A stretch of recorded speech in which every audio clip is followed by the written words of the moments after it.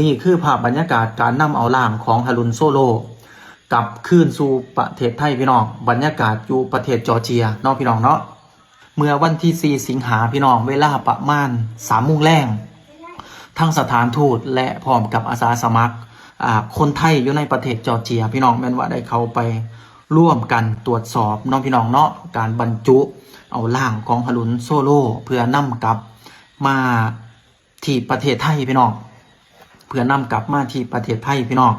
ว่าข่าวนี้ย่ำใดกะเสียใจย่ำนั้นน้องพี่น้องเนาะและทางสถานทูตพร้อมกับอาสาสมัครกะได้แจ้งไปทางครอบครัวญาติพี่น้องของฮารุนโซโลแล้วกำหนดการต่างๆนี่ก็เป็นภาพบรรยากาศที่หลายคนบ่อยากเห็นเป็นภาพที่หลายคนบ่อยากได้ยินเนาะพี่น้องเนาะหลายคนก็คิดแบบนั้นแม้กระทั่งโตเบาเค้นเองเบาเค้นก็ติดตามผลงานของเพิ่นอยู่ตลอดเค้นชื่นชมในความสามารถชื่นชมในสิ่งที่เขานำเสนอพี่น้องก็เสียใจนำครอบครัวของฮารุนน้องพี่น้องที่ว่าเพิ่นได้จากพวกเฮาไปไวเกินกว่าที่